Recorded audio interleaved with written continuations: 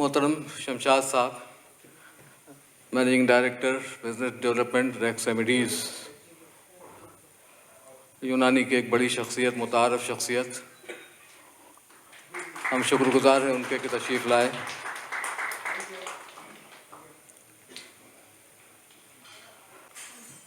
सबसे पहले हम अपने कुछ मेहमानों के तासुरात से इस्तेफ़ादा करते हैं, उसके बाद फिर अगला काम शुरू करेंगे। मैं दरख्वास्त करता हूँ मोहतरम शमशाद साहब से, मैनेजिंग डायरेक्टर बिजनेस डेवलपमेंट, तशरीफ़ लाएँ और अपने कलिमात से हम सबको नवाजें।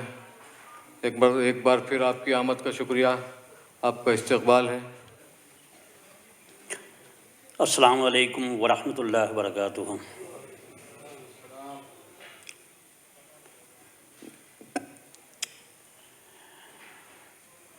आज के इस प्रोग्राम में हज़रत मौलाना महमूद अहमद ख़ान दरियावादी साहब ने सभी का इस्तक़बाल कराया और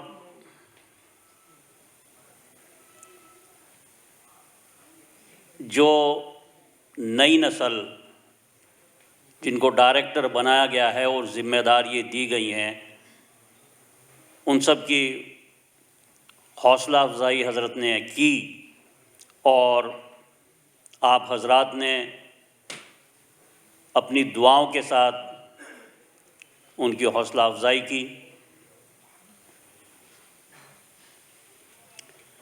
और ये बहुत ही नाइंसाफ़ी होगी कि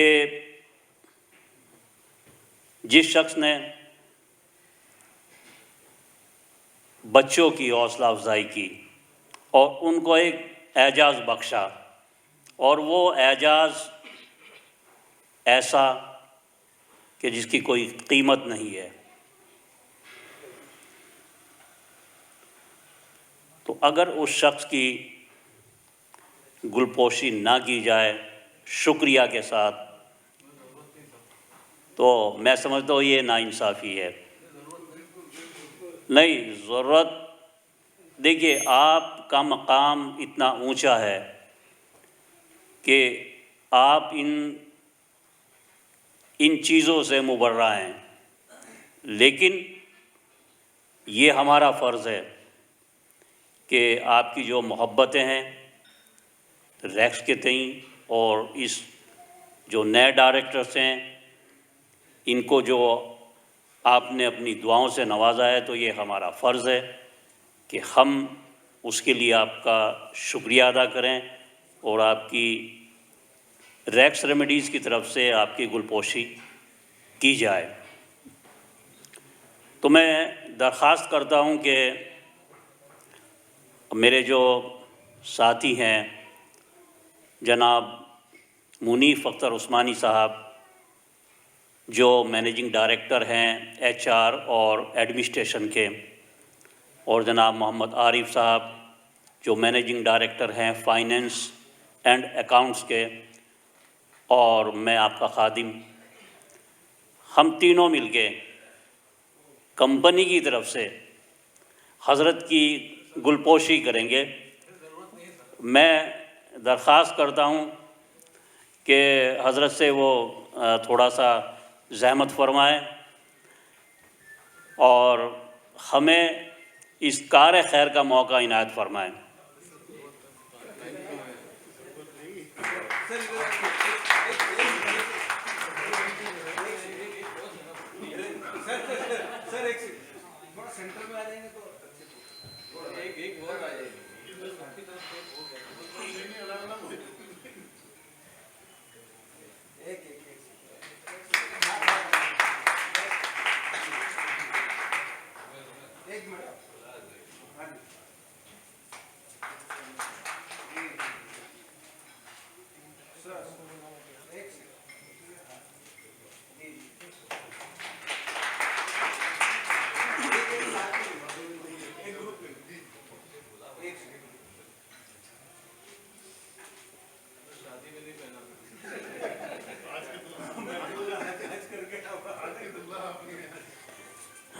बहुत बहुत शुक्रिया।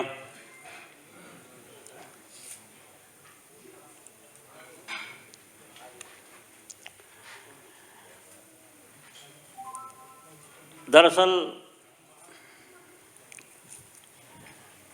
जनाब हज़रत मौलाना महमूद अहमद ख़ां दरियाबादी दामद बरकातुम, इनको इन चीज़ों की ज़रूरत नहीं है, लेकिन ये एक मोहब्बत का इजहार होता है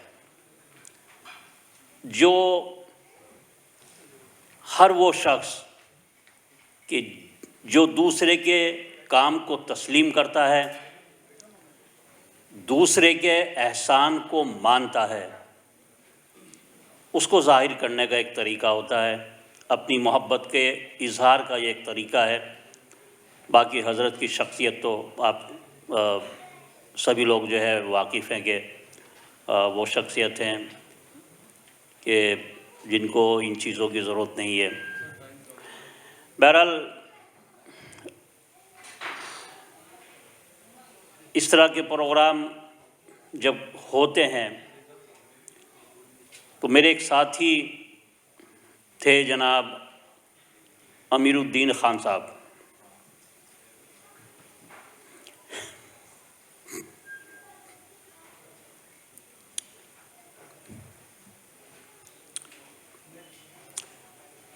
मुझे उनकी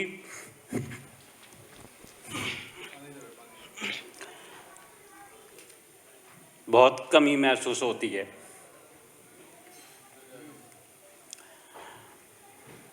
आज वो हमारे बीच नहीं है और मैं दुआ करता हूँ कि अल्लाह ताला उनको जन्नत नसीब फ़रमाए, कब्र में उनको सुकून अता फ़रमाए। 2020 में वो हमें छोड़ के चले गए। मेरे साथ 1987 से उन्होंने काम किया था। तो आप भी दुआ करें। तभी हकीम साहब, हकीम टोंगी साहब, इनके भी एक अज़ीज़ का हकीम साहब का इंतकाल हुआ है। हकीम अज़हरी साहब हमारी जो है वो भी थे, बहुत पुराने ताल्लुकात, मतलब शुरुआत के जो लोग थे उनमें से एक वो थे। तो उनका भी इंतकाल हुआ है। तो सभी हज़रात उनके लिए भी दुआ करें कि अल्लाह ताला उनकी मग़फ़िरत फ़रमाए। क्योंकि ये कंपनी की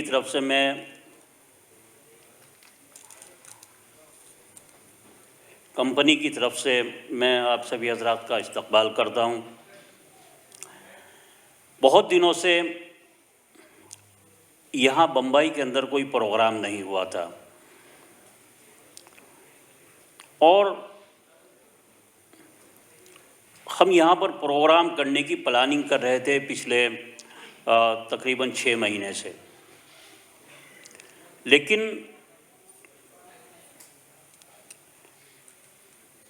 हमारे जहन में एक चीज़ थी कि जब हमने अपनी कंपनी को शुरू किया, जो पहला प्रोग्राम किया वो हमने बम्बई में किया, सेंटूर होटल में, 28 मई सन 2000 में। हमने प्रोग्रामों की अपनी शुरुआत बम्बई से की थी और उसमें हज़रत का सारा मैंने जो मैनेज किया तो हज़रत ने ही किया था और तमाम बहुत सारे लोग हैं मौजूद यहाँ पर जो उस प्रोग्राम में थे।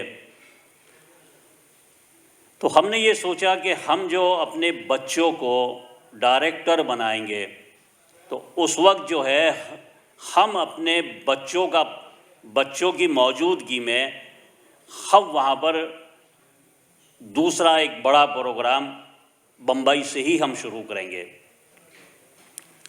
तो इसमें जो है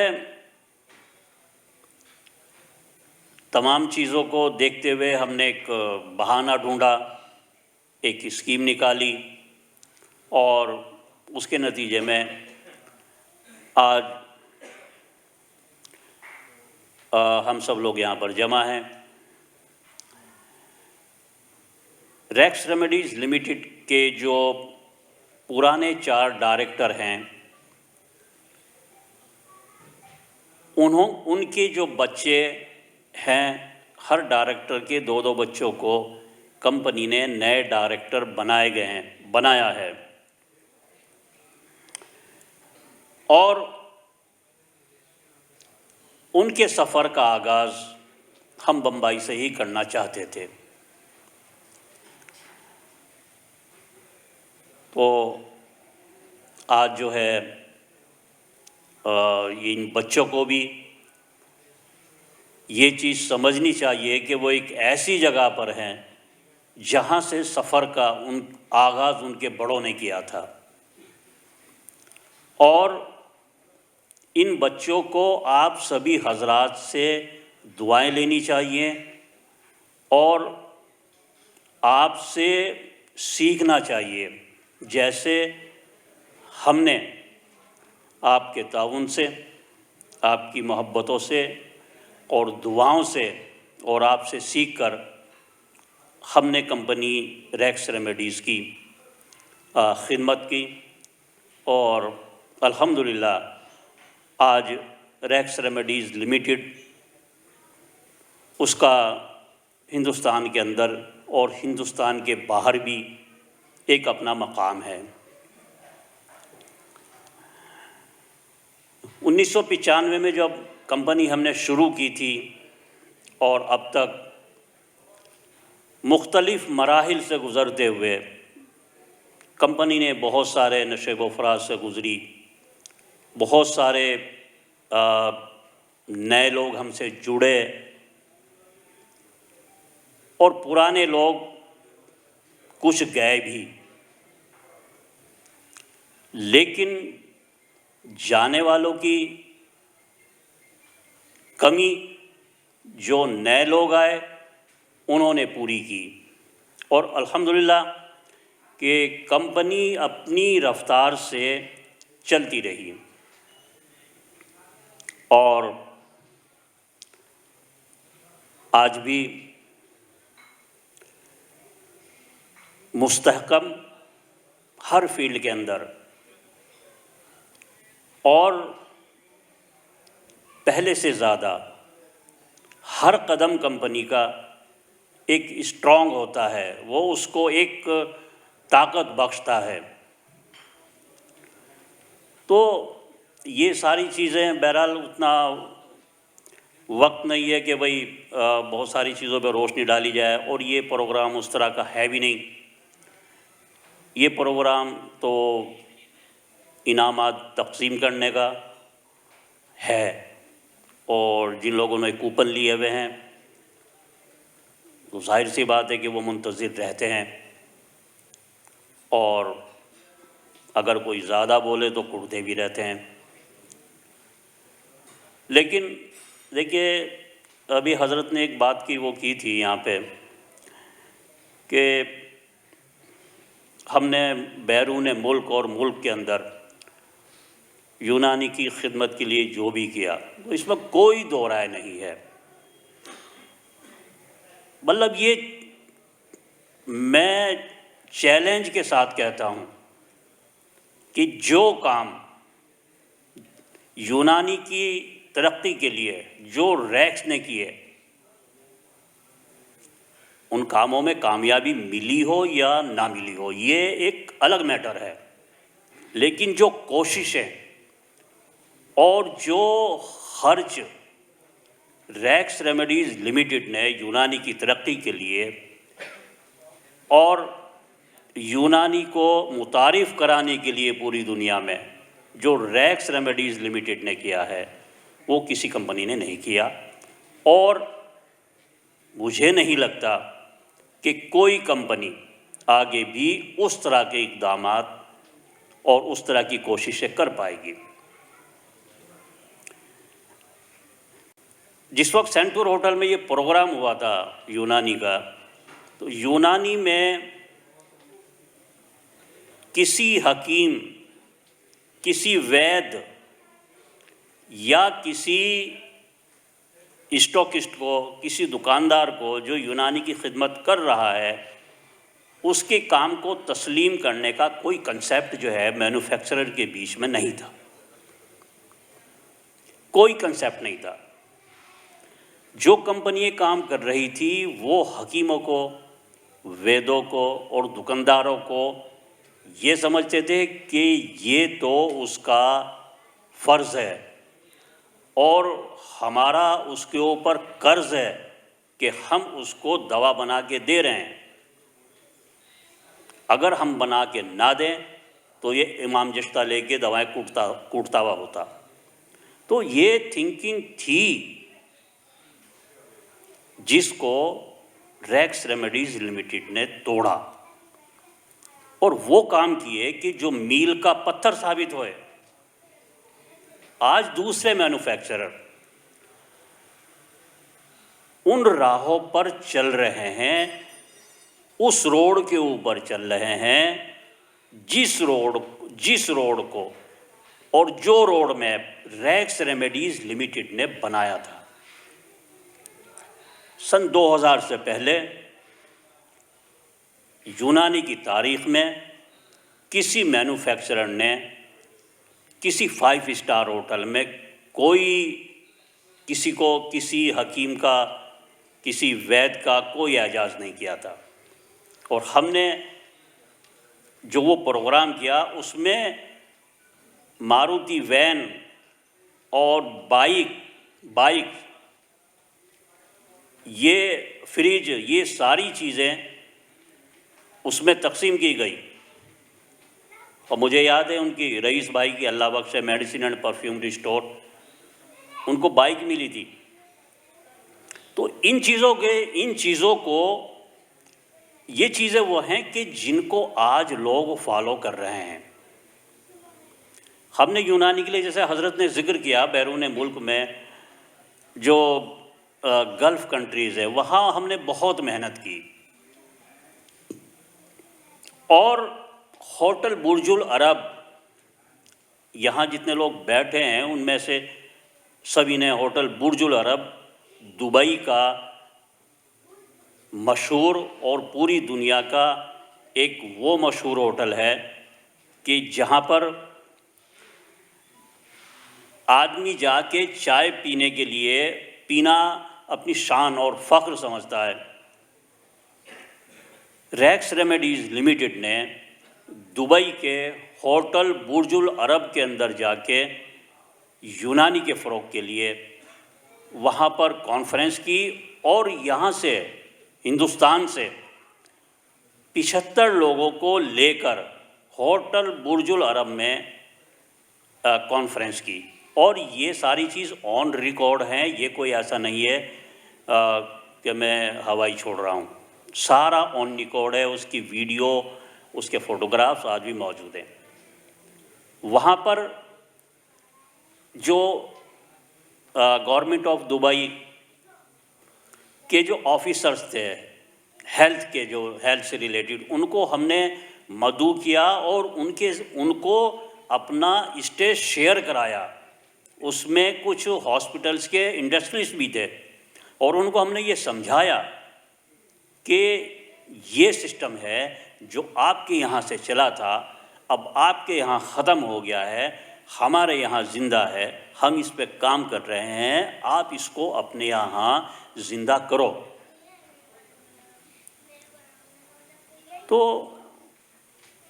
ये चीज़ें जो हैं वो मुझे नहीं लगता कि मैन्युफैक्चरर स्कीमें निकाल के गोवा घुमा देंगे या किसी हिल स्टेशन पे लेके चले जाएंगे, बस में बिठा देंगे, बिठा के नाश्ता पानी भी बस में ही करा देंगे।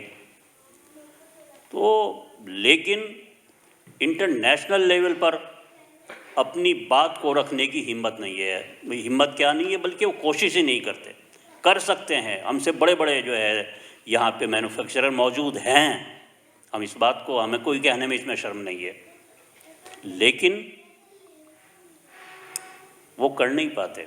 ये जज्बे की बात है जो रैक्स रेमेडीज़ ने करके दिखाया।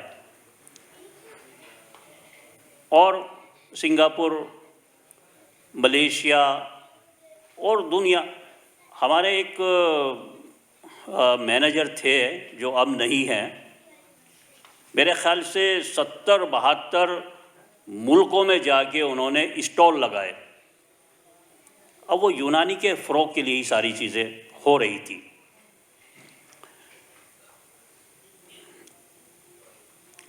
हमारे जो पार्टीज़ हैं, हम उनके लिए भी हमारा ये रहता है कि भाई कंपनी का ये है कि रैक्स रेमेडीज़ लिमिटेड अपने जो उसकी पार्टीज़ हैं, डिस्ट्रीब्यूटर्स हैं, एजेंसीज़ हैं, उनको उनकी शायान शान इज़्ज़त दी जाए और प्रोग्रामों को इस तरह से किया जाए कि हमारे जो पार्टीज़ हैं, हमारे जो मेहमान हैं, उनको ये लगे कि हाँ, हमें इज़्ज़त दी गई। पार्टियों के साथ ऐसा भी होता है कि जो पार्टियां बाद में ये कहती है कि भाई लेके तो गए थे लेकिन भाई बड़ी बेइज्जती हुई, कि मेरा बस में बैठे हुए वो कागज़ के ऊपर समोसा रखे खाते हुए किसी ने फ़ोटो खींच लिया और उसको वायरल कर दिया। तो कंपनी का शुरू से ये रहा है कि हम भले ही हमारा मिलना कम हो या हमारे कॉन्फ्रेंसेस, सेल्स प्रमोशनल स्कीमें वो कम हों, लेकिन जो होती है वो ये होती है, कोशिश कंपनी की ये रहती है कि हम अपने तमाम जो हमसे जुड़े हुए लोग हैं, जिनको हम बुला रहे हैं, हम अपने मेहमानों को उनकी शायान शान और तिब्बे यूनानी की शायान शान हम उनको रेस्पेक्ट दें। कश्मीर का हमने प्रोग्राम किया, यहाँ जो लोग गए वो उनको याद है, एक हफ़्ते का वो प्रोग्राम, मतलब उसकी मिसाल नहीं मिलती। दूसरे लोगों ने भी कराए उसके बाद, लेकिन जो प्रोग्राम एक हफ़्ते का वो रहा, जो SKICC में हमारी कॉन्फ्रेंस हुई, वहाँ के लोगों, वहाँ यूनानी का एक बहुत बड़ा चलन है, वहाँ पर भी वहाँ के तमाम अतिब्बाओं को यूनानी और आयुर्वेदिक के हमने बुलाया और उनके साथ जो चीज़ें हमने जिस तरह से उनको समझाया, आज वहाँ पे जो है उसके बाद मतलब यूनानी का एक वहाँ पे बूम आया। तो ये सारी चीज़ें जो हैं, हमारा जज्बा ये होता है कि अगर यूनानी को फ़रोग़ मिलेगा तो कंपनी को फ़रोग़ मिलेगा। यूनानी को फ़रोग़ जब मिलेगा जब हमारी यूनानी से जुड़े हुए लोग, उनको फ़रोग़ मिलेगा। अब वो फ़रोग़ जो है दो तरह का होता है। एक फ़रोग़ है फाइनेंशियल, आदमी को फाइनेंशियल फ़ायदा ज़्यादा पहुँचे। दूसरा जो फ़रोग़ होता है वो होता है कि उस हकीम या उस वैद्य या उस दुकानदार को वो यूनानी से पहले के मुकाबले में और ज़्यादा कितना जुड़ा है, ये होता है उसको रेस्पेक्ट देके। अगर रेस्पेक्ट ना की जाए तो वो फिर उस पेटी से, उस आदमी से, उस कंपनी से वो हटते जाते हैं। तो बहरहाल ये है कि मुख्तसर बात में ये है कि हमारी कोशिश ये है, आगे भी प्रोग्राम भले ही कम हो लेकिन होंगे आपकी शान शान और तिब्बे यूनानी का जो मकाम है उसको नज़र में रखते हुए इंशाअल्लाह वो प्रोग्राम किए जाएंगे। कंपनी रैक्स रेमेडीज़ लिमिटेड कि इस वक्त 1995 में हमने एक छोटी जगह से शुरू किया था। आज हमारे पास एक बहुत बड़ा सेटअप है अल्हम्दुलिल्लाह, और इसमें कमाल हमारा नहीं है, इसमें कमाल आप लोगों का है कि आप लोगों ने हमें मशवरे दिए, मशवरों के साथ साथ आप लोगों ने हमें वो ताउन दिया, और आप लोगों ने अवाम के अंदर एक यकीन जो है पैदा किया मरीज़ों के अंदर कि आप रैक्स की दवाएं ख़रीदेंगे तो ये टाइम टेस्टेड मेडिसिन हैं। तो उसी की वजह से आज हम लोग अपने बिजनेस को बढ़ा पाए, और अल्लाह ने जो है जो कोशिशें हमारी हैं वो हमने कोशिशें ईमानदारी के साथ पूरी की, और अल्हम्दुलिल्लाह अल्लाह ने जो है कंपनी को एक ऐसे मकाम पे खड़ा किया है आज कि जिसके ऊपर हम लोग फ़ख्र करते हैं और अल्लाह का शुक्र अदा करते हैं। आज हमारे पास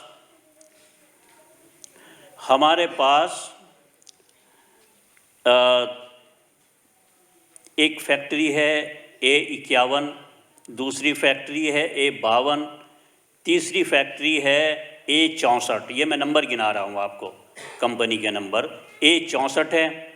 A64 जो है वो हमने इसी साल जनवरी से शुरू की है।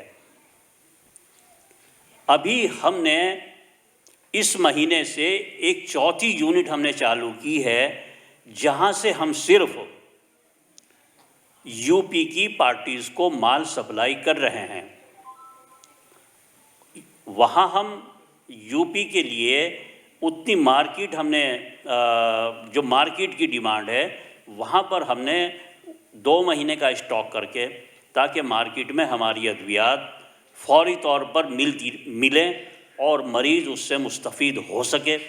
तो ये हमने जो है एक चौथी फैक्ट्री अभी इसी महीने में जो चालू की है, जो फंक्शन में है। और बाकी ये है कि भाई ज़्यादा होता जा रहा है टाइम। हाँ, मौलाना का पर्चा भी आ गया है, इनामात भी हैं। तो मैं अपनी बात को जो है यहीं पर ख़त्म करता हूँ, और आप सभी हज़रात का एक बार फिर शुक्र अदा करता हूँ कि आप रैक्स रेमेडीज़ की दावत पर और हज़रत की दावत पर आप तशरीफ़ लाए। बहुत बहुत शुक्रिया। जाइए।